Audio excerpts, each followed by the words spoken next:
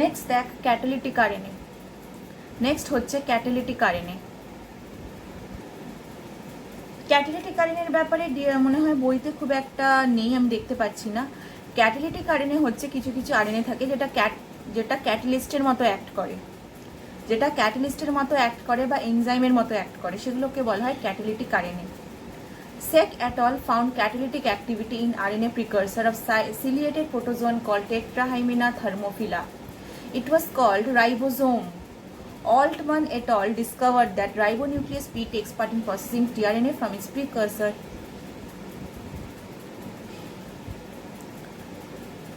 From its precursor is a biocatalyst made of RNA and protein. তাহলে ক্যাটালিস্টের মতো act করে কিছু কিছু আরএনএ প্রোটিনের সাথে জয়েন করে, প্রোটিনের সাথে জয়েন করে কিছু কিছু আরএনএ ক্যাটালিস্টের মতো অ্যাক্ট করে, সেগুলোকে বলা হয় রাইবোজাইম। ডিটেল দরকার নেই এটার ব্যাপারে, আমি জাস্ট একটা লাইন দিয়ে দিয়েছি just to let you know যে এরকম টাইপের আরএনএও আছে যেগুলো, ও হ্যাঁ তোদের বইতে আছে, I can see there is a green box যেখানে ফাংশন অফ আরএনএ আছে। আমার বইতে page number 285 there is a green box যেখানে ফাংশন অফ আরএনএ আছে। ওই গ্রিন বক্সটার লাস্ট পয়েন্টটা দেখ, রাইবোজাইমের ব্যাপারে লেখা আছে। So you can just read this point, যেটা বইতে আছে you can just read it. এই ক্যাটালিটিক আরএনএগুলোকে রাইবোজাইম বলা হয়। এদের কাজ কি? এদের কাজ হচ্ছে ম্যাচিওরেশন করা, মানে দেয়ার আর সার্টেন আরএনএস যেগুলোকে ম্যাচিওর করে এমআরএনএ করতে হয়, সেগুলো ম্যাচিওর ফরমেশনে থাকে না, সেগুলোকে ম্যাচিওর করে এমআরএনএ করতে হয়। সেই ম্যাচিওরেশনে এই রাইবোজাইমগুলো কাজে লাগে, ঠিক আছে। স্মল নিউক্লিয়ার আরএনএ, সেটা তোদের বইতেও আছে। দেখ তোদের বইতে কিসের আন্ডারে আছে? অ্যাডিশনাল ফর্ম অফ আরএনএ এর মধ্যে আছে। Additional form of RNA, additional form of RNA এর মধ্যে আমি দেখতে পাচ্ছি ফার্স্ট পয়েন্ট হচ্ছে small nuclear RNA. What is small nuclear RNA? It is a small sized RNA present in the nucleus. Each RNA is combined with 7 to 8 molecules of proteins to form small nuclear ribonucleoprotein or snRNA. ঠিক আছে, তো certain RNA কিছু কিছু প্রোটিনের সাথে জুড়ে যায়, কিছু কিছু প্রোটিনের সাথে জুড়ে, এগুলো স্মল আরএনএ মলিকুল, যেহেতু এগুলো স্মল ওই জন্য এগুলোর নামেও আছে স্মল। আরএনএ মলিকুলের সাইজটাই খুব ছোট। তো এদের কাজ কি? এদের ফাংশনটা কি? এদের ফাংশন হচ্ছে এই সময় এদেরকে কাজে লাগে, স্প্লাইসিং এর সময় কাজে লাগে। What is splicing? মাঝখান থেকে এমআরএনএর মাঝখান থেকে যে আননেসেসারি ইন্ট্রন পার্টগুলো আছে সেগুলোকে বের করে দেওয়া ছিল স্প্লাইসিং, মনে আছে তো? সেই স্প্লাইসিং এর সময় এদেরকে কাজে লাগে। ওকে, আর কিসের কাজে লাগে? RNA processing, mRNA processing. MRNA processing হচ্ছে আমি অলরেডি বলে দিয়েছি, স্প্লাইসিং করা আর এদিকে ক্যাপ আটকানোর ওদিকে টেল আটকানো, সেটাই হচ্ছে এমআরএনএ প্রসেসিং। আরএনএ প্রসেসিংটা পড়াইনি আর আই থিঙ্ক তোদের সিলেবাসেও নেই, তো আমি ডিটেলসে এমনিতেও যাবো না, জাস্ট স্মল নিউক্লিয়ার আরএনএর ফাংশনটা জেনে রাখ, কোথায় কোন সময় কাজে লাগে। ওকে, নেক্সট চলে আসবো ডিএনএ রেপ্লিকেশনে। DNA replication is a completely new topic. So এর আগে you need to be very very clear with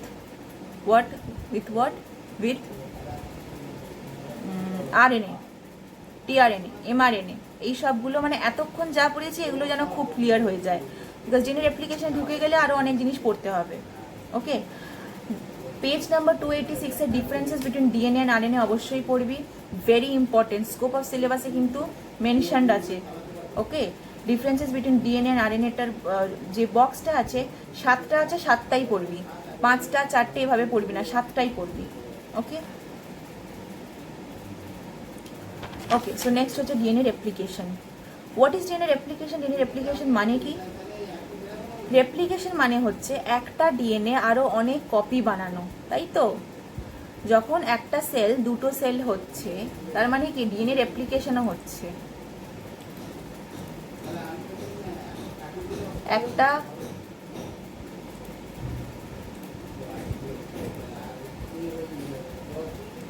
একটা সেল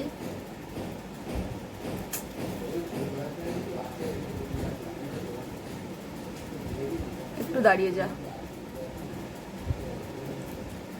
হ্যাঁ, একটা সেল, ও গড আমার মাউসটা একদম কাজ করছে না, ওয়েট এ সেকেন্ড। হ্যাঁ, একটা সেল, ঠিক আছে, একটা সেলের মধ্যে প্রচুর ক্রোমোজোম আছে, ক্রোমোজোমগুলো খুব পুয়ার আঁকছি জানি, বা 3টে ক্রোমোজোম এরকম আছে। অবভিয়াসলি 3টে পেয়ার থাকে না, আরও অনেক পার্ট থাকে। তো যখন এ দুটো ডটার সেল বানাবে, সেই ডটার সেলগুলোকে তো নর্মাল হতে হবে, এর মতোই তো নর্মাল হতে হবে। তো এই 3টে ক্রোমোজোমকে ভাগ করবে কি করে? জাস্ট ডিভিশন হওয়ার আগে এই 3টে ডুপ্লিকেট করে যাবে। ডুপ্লিকেট করে কি হবে? 3টে পেয়ার অফ ক্রোমোজোম কটা পেয়ার হয়ে যাবে? 6টা পেয়ার হয়ে যাবে। এর মধ্যে চলে যাবে 3টে, আর এর মধ্যে চলে যাবে 3টে। আচ্ছা, অনেক স্টুডেন্টের কোয়েশ্চেন থাকে যে এটা ডিভাইড করে তো এই দুটো হয়ে গেল, এই মাদার সেলটা ডিভাইড করে তো দুটো সেল হয়ে গেল, তো এই মাদার সেলের মধ্যে তাহলে কটা ক্রোমোজোম থাকবে? তাহলে কি 0 হয়ে যাবে মাদার সেলের মধ্যে?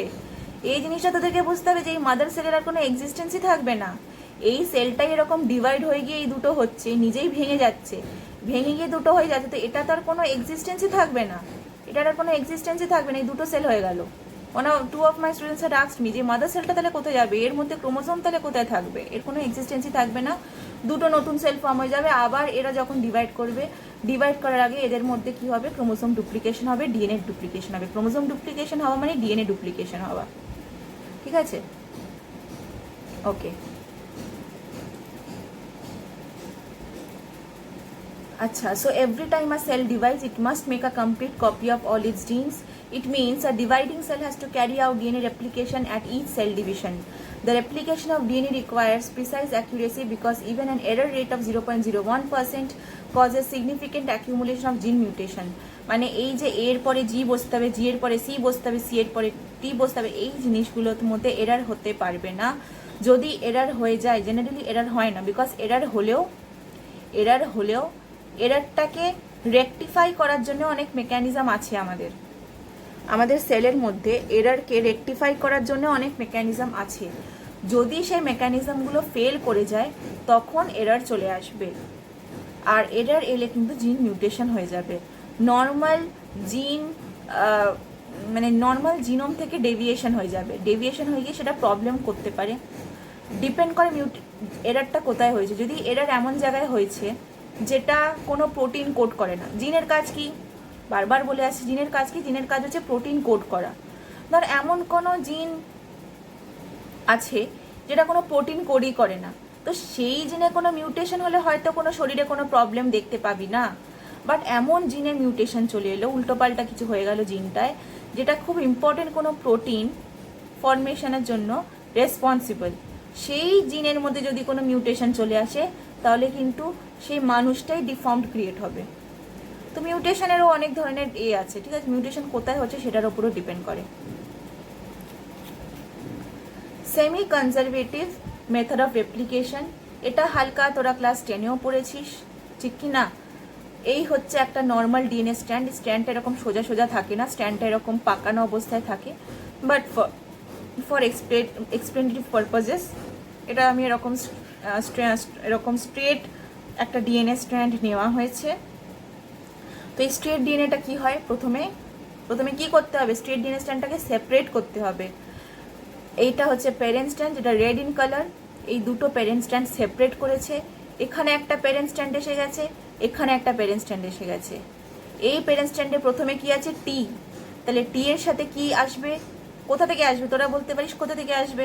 ওই আমি বলেছিলাম খুচরো নিউক্লিওটাইডস ঘুরে বেড়ায়, সেই খুচরো নিউক্লিওটাইডসগুলো এসে জুড়বে টি এর অপোজিটে এসে এর অপোজিটে এসে টি, এরকমভাবে জুড়তে থাকবে, আঠা দিয়ে জুড়তে থাকবে। না, আঠাটা মানে ফেভিকল তো নয়, ওদের নিজের আঠা আছে, ডিএনএ পলিমারেজ আছে। পরে পড়বে, বা পিসিআরেও পড়েছি যে ডিএনএ পলিমারেজ হেল্প করে কিসের জন্য? এরকম নতুন নিউক্লিওটাইড জুড়ে দেওয়ার জন্য।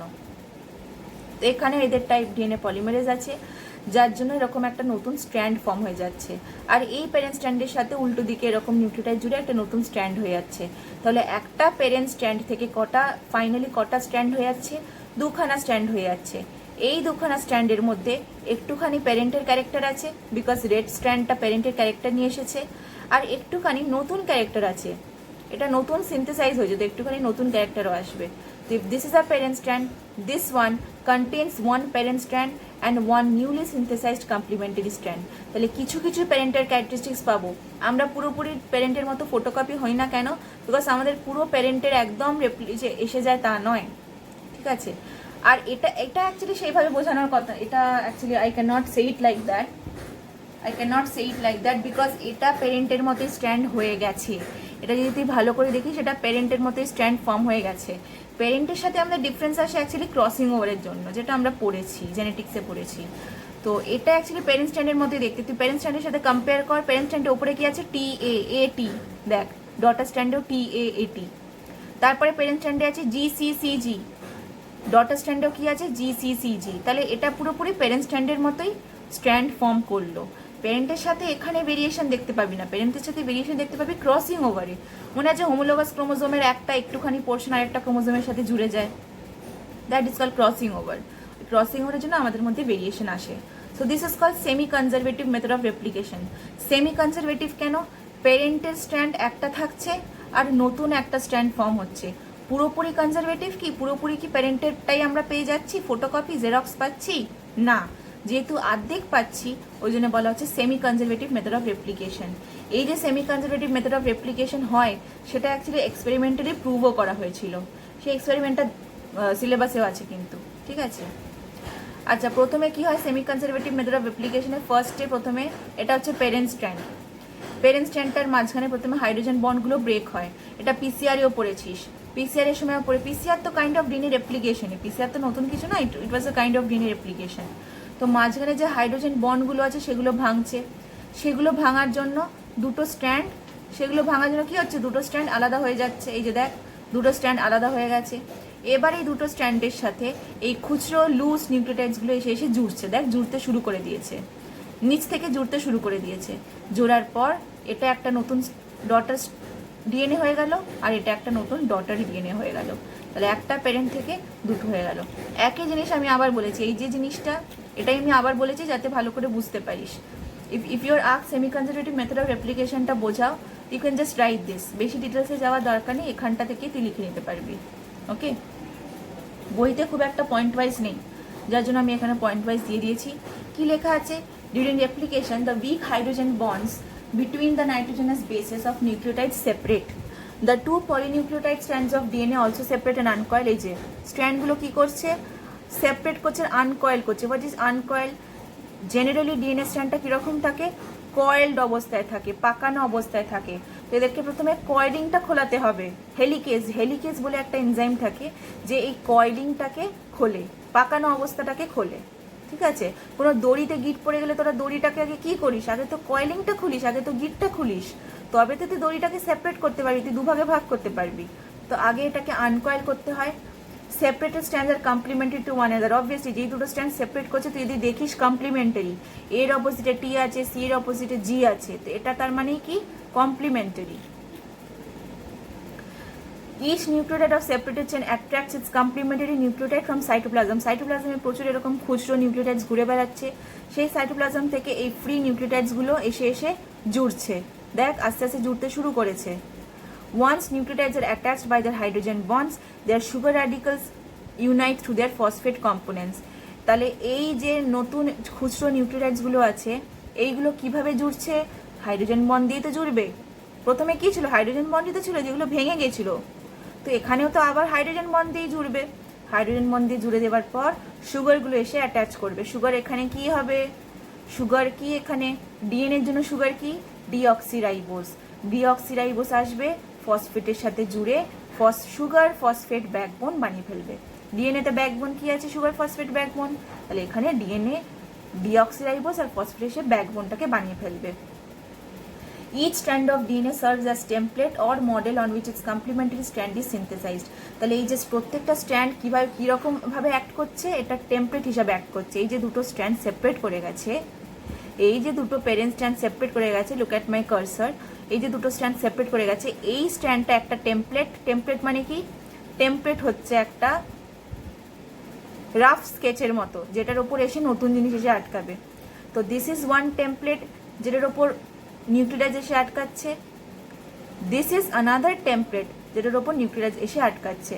তো এগুলোকে বলা হয় টেমপ্লেট স্ট্র্যান্ড। এর আগেও বলেছি টেমপ্লেট স্ট্র্যান্ড আর নন টেমপ্লেট স্ট্র্যান্ড বলে হয়। ডিটেলসে খুব একটা যায়নি, but I had talked about it.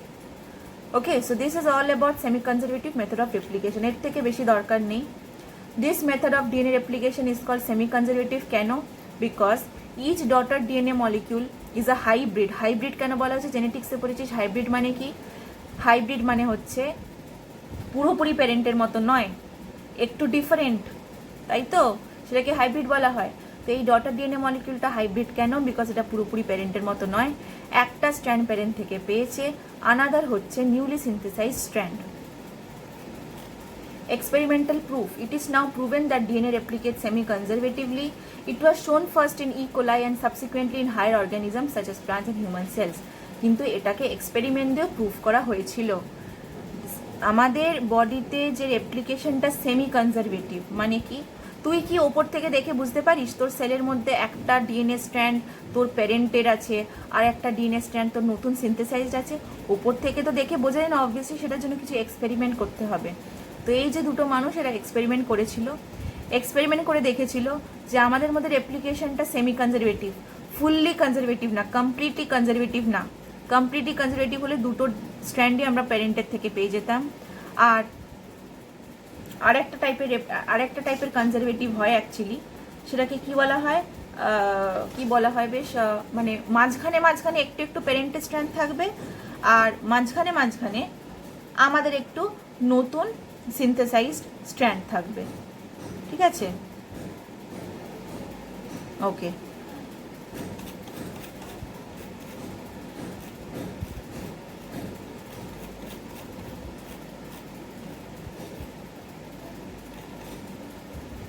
wait a second.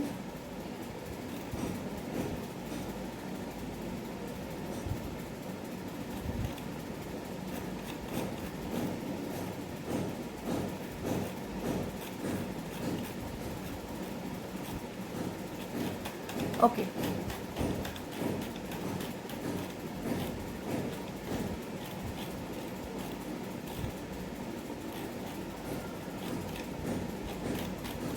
Okay, so let's go to the experiment. এক্সপেরিমেন্টে প্রথমে কি করেছিল? ই কোলাই যে ব্যাকটেরিয়াটা আছে সেটাকে গ্রো করানো হয়েছিল। You know how bacteria grown in clone. ব্যাকটেরিয়াকে ক্লোনসে গ্রো করানো হয়, প্রচুর প্রচুর কলোনি করা হয়, পড়েছিস আগে। তো ব্যাকটেরিয়াকে কলোনি করা হয়েছিল, প্রচুর ই কোলাই ব্যাকটেরিয়া গ্রো করানো হয়েছিল। কিন্তু কিসে গ্রো করানো হয়েছিল? আমাদেরও তো বড় হওয়ার জন্য খাবার দাবার নিউট্রিশন দরকার, সেরকম ব্যাকটেরিয়াও প্রচুর গ্রো করার জন্য নিউট্রিশন দরকার। এই যে খাবার দাবার তোরা যে ফ্রিজের বাইরে ফেলে রাখিস, সেখানে ব্যাকটেরিয়া কেন হয়ে যায়? বিকজ ফ্রি ফুড পাচ্ছে ব্যাকটেরিয়াটা, ফ্রি নিউট্রিয়েন্টস পাচ্ছে। অত নিউট্রিয়েন্টস পেয়ে ব্যাকটেরিয়াটা আরও বেশি বেশি গ্রো করছে, খাবারটা আরও তাড়াতাড়ি খারাপ হয়ে যাচ্ছে। তো নিউট্রিয়েন্ট মিডিয়াম পেলে তবে ব্যাকটেরিয়া গ্রো করবে। তো এখানেও নিউট্রিয়েন্ট মিডিয়াম দেওয়া হয়েছিল। একটা মিডিয়ামে আমরা যখন ব্যাকটেরিয়া গ্রো করি, আমরা একটা মিডিয়ামে গ্রো করি, নিউট্রিয়েন্ট মিডিয়ামে। কিন্তু নিউট্রিয়েন্ট মিডিয়ামে কি দেওয়া হয়েছিল? NH4Cl, জানিস, অ্যামোনিয়াম ক্লোরাইড, কেমিস্ট্রিতে পড়েছিস, ইট ইজ অ্যামোনিয়াম ক্লোরাইড। কিন্তু এখানে যে নাইট্রোজেনটা নেওয়া হয়েছে, অ্যামোনিয়াম ক্লোরাইডে কি আছে? নাইট্রোজেন। নাইট্রোজেনটা কি নেওয়া হয়েছে? হেভি আইসোটোপ নেওয়া হয়েছে। You know what is isotope? Isotope জানিস তো, different types of atomic number থাকে। তো এই যে 15 অ্যাটমিক নাম্বার, আমাদের জেনারেলি অ্যাটমিক নাম্বার নর্মাল নাইট্রোজেনটা কি 14, তো এখানে 15 নেওয়া হয়েছে। আমাদের যে এয়ারে ঘুরে বেড়াচ্ছে যে নাইট্রোজেনটা, সেই নাইট্রোজেনের অ্যাটমিক নাম্বার কিন্তু 14, এখানে কি নেওয়া হয়েছে? 15, ঠিক আছে? এটাকে আইসোটোপ বলা হয়, যেটাকে হচ্ছে রেডিও অ্যাক্টিভ, ঠিক আছে? রেডিও অ্যাক্টিভ থাকুক না থাকুক সে দরকার নেই আপাতত। আচ্ছা, হ্যাঁ, রেডিও অ্যাক্টিভ আইসোটোপ। অ্যাকচুয়ালি এটা রেডিও অ্যাক্টিভ আইসোটোপ কেন পড়ে রাখতে পারিস? কি করে তুই বুঝবি? By the way, how will you know একটা নাইট্রোজেন 15 অ্যাটমিক নাম্বার না 14? How do you distinguish it? We distinguish it by the basis of density, centrifugation করে। আমরা সেন্ট্রিফিউগেশন করব, খুব স্পিডে একটা মেশিনের মধ্যে ঘোরাবো, যেটা আগে যেটার বেশি ডেন্সিটি সে আগে নিচের দিকে চলে যাবে, ঠিক কি না? যার বেশি ডেন্সিটি, যে বেশি ভারী, সে নিচের দিকে চলে যাবে। তার মানে কি? সে হচ্ছে বেশি atomic number, okay, mass number, sorry.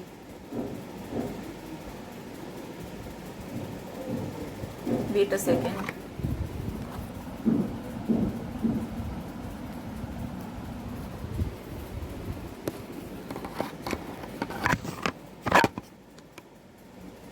Just wait a second. Okay, হ্যাঁ, তো হ্যাঁ, সরি, আইসোটোপে হ্যাঁ মাস নাম্বার হবে। আমি অ্যাটমিক নাম্বার করে যাচ্ছি। আইসোটোপ কি? আইসোটোপস আর দোজ যাদের অ্যাটমিক নাম্বার সেম থাকে বাট মাস নাম্বার ডিফারেন্ট হয়, দোজ আর আইসোটোপস, তাই তো? তো এখানে মাস নাম্বার নাইট্রোজেন আলাদা, নাইট্রোজেনের অ্যাটমিক নাম্বার হচ্ছে 7 আর মাস নাম্বার হচ্ছে 14 নর্মাল নাইট্রোজেনের, যেটা এয়ারে পাওয়া যায়। আর এখানে যেহেতু আইসোটোপ নেওয়া হয়েছে, এখানে নাইট্রোজেনের মাস নাম্বার কত? 15। This is a radio active isotope. বুঝবি কি করে? তুই সেন্ট্রিফিউগেশন করবি, যেহেতু ওর মাস বেশি ওই জন্যে ও আগে সেডিমেন্ট ডেন্সিটি, ও আগে নিচে চলে যাবে, বুঝতে পারবি যে এটা হেভিয়ার নাইট্রোজেন। ওকে, সো এই ব্যাকটেরিয়াটাকে তুই গ্রো করাচ্ছিস এমন একটা মিডিয়ামে যেখানে NH4Cl এর মধ্যে নাইট্রোজেনটা কিন্তু রেডিও অ্যাক্টিভ নাইট্রোজেন নেওয়া হয়েছে। ভালো করে ভেবে দেখ, আমি যা খাবো, আমাকে তুই যা খেতে দিবি আমার বডির মধ্যে সেটা বেশি হয়ে যাবে। আমি আজকে রোজ যদি প্রচুর প্রচুর বাটার, ঘি, মাটন এসব খাই, আমার বডির সেলের মধ্যে মধ্যে সেই বাটার, ঘিয়ের ফ্যাটগুলো আটকে যাবে। তো আমি যা খাবো, my body will comprise of that. তো আমি যদি একটা ব্যাকটেরিয়াকে রেডিও অ্যাক্টিভ নাইট্রোজেনের মধ্যে বড় করাই, তাহলে তো ব্যাকটেরিয়ার মধ্যে ভেতরে ভেতরে ঢুকে যাবে। এবার ব্যাকটেরিয়া শুধুমাত্র ভেতরেই ঢুকবে না, ব্যাকটেরিয়ার ডিএনএর মধ্যে ঢুকে যাবে। এখানে কেন ডিএনএর মধ্যে ঢুকে যাবে? কেন? বিকজ ডিএনএর মধ্যে আছে নাইট্রোজেন। যেহেতু ডিএনএর মধ্যে নাইট্রোজেন আছে, নাইট্রোজেনটা অ্যাবজর্ব করে ফেলবে ব্যাকটেরিয়া। ডিএনএটা বাইরের যে রেডিও অ্যাক্টিভ নাইট্রোজেনটা আছে সেটা অ্যাবজর্ব করে ডিএনএর মধ্যে ইনকর্পোরেট করে ফেলবে। অ্যাবজর্ব কথাটা কিন্তু খুব বাজে কথা, মানে এখানে ডিএনএর জন্য ইউ ক্যান নট ইউজ, আমি জাস্ট বোঝাবার জন্য বোঝাচ্ছি। কথাটা কি হবে? ইনকর্পোরেট হয়ে যাবে, ইনকর্পোরেট। ঠিক আছে, তাহলে এই মিডিয়ামে ইকোলাইকে গ্রো করার জন্য কি হয়েছিল? What was the result? The result was that the radioactive isotope was incorporated into newly synthesized DNA as well as other nitrogen containing compounds. তাহলে নতুন নতুন যা যা ব্যাকটেরিয়াল সেলস হচ্ছে, কিছু ব্যাকটেরিয়াল সেলস তো আগে থেকে ছিল, ভালো করে বোঝ, কিছু ব্যাকটেরিয়াল সেল তো আগে থেকেই ছিল, যেটা দিয়ে আমি কলোনি ফর্ম করতে শুরু করেছি। তো তাদের ডিএনএ তো নর্মালি থাকবে, বাট সেই ব্যাকটেরিয়াগুলো যে ডটার ব্যাকটেরিয়া সেলস ফর্ম করছে, যেই নতুন ব্যাকটেরিয়া সেলসগুলো ফর্ম হচ্ছে, সেই নতুন ব্যাকটেরিয়া সেলস কি করছে? ওই বাইরের রেডিও অ্যাক্টিভ নাইট্রোজেনটা ইনকর্পোরেট করে ফেলছে। আর নতুন নতুন যে বাচ্চা ব্যাকটেরিয়াল সেলসগুলো ফর্ম হচ্ছে, তাদের মধ্যে তাহলে কি হয়ে যাচ্ছে? Radio active isotope of nitrogen ঢুকে যাচ্ছে। ঠিক আছে, আচ্ছা, হেভি ডিএনএ মলিকিউল কিভাবে ডিস্টিংগুইশ করবি? লেখাই আছে, this heavy DNA molecule could be distinguished from the normal DNA by centrifugation in a cesium chloride density gradient. Please note that 15 nitrogen is not a radioactive isotope and it can be separated from 14 nitrogen only based on density. এখানে not a radioactive isotope লেখা আছে। আচ্ছা, this is not a radioactive isotope, sorry, I am very sorry, এটা radioactive না। There is another nitrogen আছে, সেটা না radioactive বলা হয়। এখানে রেডিওঅ্যাক্টিভ আইসোটোপ নেওয়া হয়নি, এখানে রেডিওঅ্যাক্টিভ আইসোটোপ নেওয়া হয়নি, আই এম সরি, আমি এটা ভুল বলেছি। 15 নাইট্রোজেনটা নট এ রেডিওঅ্যাক্টিভ আইসোটোপ। তো তাহলে তো ডিস্টিংগুইশ কীভাবে করবে? যেটা আমি বললাম, সেন্ট্রিফিউগেশন করেই ডেন্সিটি হিসাবে ডিস্টিংগুইশ করবি। ঠিক আছে, okay. So Matthew Meselson and Frankenstein এক্সপেরিমেন্টটা তা এরপরে কোথায় যাচ্ছে? এবার cells were transfer into a medium, মানে কিছুক্ষণ তুই কলোনি কিসের মধ্যে বানালি? তুই কিছুদিনের জন্য কলোনিটা কিসের মধ্যে বানালি? কি নিউট্রিয়েন্ট মিডিয়ামে বানালি? 15 নাইট্রোজেনে বানালি, 15 মাস নাম্বার নাইট্রোজেনে বানালি। সেলসগুলো গ্রো করলো, কলোনি গ্রো করলো, ব্যাকটেরিয়া প্রচুর প্রচুর গ্রো করলো। এবার সেই সেলগুলোকে নিয়ে তুই ট্রান্সফার করে দিলি নর্মাল নাইট্রোজেন মিডিয়ামে, নর্মাল যে 14 মাস নাম্বার হয় সেই মিডিয়ামে তুই পুট করে দিলি। ঠিক আছে, আর ডিফারেন্ট টাইমে এই সেলসগুলো মাল্টিপ্লাই করলো। তারপর এই পার্টিকুলার ব্যাকটেরিয়া থেকে ডিএনএগুলো এক্সট্র্যাক্ট করা হলো। ডিএনএ যে ডাবল স্ট্যান্ডার্ড হয়, তো ডাবল স্ট্যান্ডার্ড ডিএনএটা এক্সট্র্যাক্ট করা হলো। ডাবল স্ট্যান্ডার্ড ডিএনএ এক্সট্র্যাক্ট করে এবার গ্রেডিয়েন্ট মাপা হলো। সিজিয়াম ক্লোরাইড গ্রেডিয়েন্টে সেন্ট্রিফিউগেশন করা হয়। জিজ্ঞেস করতে পারে যে সেন্ট্রিফিউগেশনটা কিসে করা হয়? সিজিয়াম ক্লোরাইড ডেন্সিটি গ্রেডিয়েন্ট করা হয়। ওকে, তো সিজিএম ক্লোরাইড ডেন্সিটি গ্রেডিয়েন্ট করা হলো। তুই প্রথমে কিছু কলোনি ব্যাকটেরিয়া বানিয়েছিলি, সেখানে ডিএনএ এক্সট্র্যাক্ট করলি, তারপরে নর্মাল নাইট্রোজেনে কিছু ব্যাকটেরিয়া গ্রো করলি, সেখানে ডিএনএ এক্সট্র্যাক্ট করলি, দিয়ে সবার ডিএনএ নিয়ে তুই তো বুঝতে পারছিস না কোন ডিএনএতে কোন ব্যাকটেরিয়াটা 14 নাইট্রোজেন নিয়েছে আর কোন ব্যাকটেরিয়া 15 নাইট্রোজেন দিয়েছে, তুই তো চোখে দেখে বুঝতে পারবি না। তোকে কি করতে হবে, সবকটা ব্যাকটেরিয়া থেকে ডিএনএ বার করে সেন্ট্রিফিউগেশন করতে হবে, দেখার জন্য যে কোন ব্যাকটেরিয়াটা কোন ডিএনএ ইনকর্পোরেট করেছে। ঠিক আছে, আচ্ছা এখানে একটা কোয়েশ্চেন দিয়েছি, আসতে পারে বলে আমি একটা দিয়েছি, why is caesium chloride use to separate the two isotopes, কেন সিজিয়াম ক্লোরাইড ইউজ করা হয়। ওকে, Meselson and Stahl knew how often E. coli cells divided, so they were able to collect small samples in each generation. তারপরে they measured the density of the DNA using density gradient centrifugation. দেখ N15টা বেশি ভারী, isotope nitrogen 15টা বেশি ভারী বলে নিচের দিকে settle করেছে, আর 14টা হালকা বলে ওপর দিকে সেটেল করেছে। ঠিক আছে, এই মেথডটা কেন ইউজ করা হয়, সেকেন্ড পয়েন্টটা দেখ। This method separates molecules such as DNA into bands by spinning them at high speed, যেটা আমি বললাম খুব স্পিডে ঘোরানো হয়, সেন্ট্রিফিউগেশন মানে হচ্ছে খুব স্পিডে ঘোরানো, at high speeds in the presence of another molecule such as cesium chloride that forms a density gradient from the top to the bottom of the spinning tube. ঠিক আছে, আনাদার মলিকুলার প্রেজেন্সে কিন্তু ঘোরাতে হবে, সিজিয়াম ক্লোরাইডের প্রেজেন্সে ঘোরানো হয়, because এই caesium ক্লোরাইডটাই কিন্তু ডেন্সিটি গ্রেডিয়েন্টটা হেল্প করে ফর্ম করতে। What is the density gradient, density ডিফারেন্সটাকে ডেন্সিটি গ্রেডিয়েন্ট বলা হচ্ছে। এখানে একটা ডেন্সিটি ডিফারেন্স হচ্ছে, তো 15 একটা 14 একটা, এই ডিফারেন্সটা ক্রিয়েট করার জন্য caesium chloride responsible. Density gradient centrifugation allows very small differences like those between 14 nitrogen and 15 nitrogen labeled DNA to be detected. ঠিক আছে, okay, so this is the experiment, this is the experiment, ভালো করে দেখ।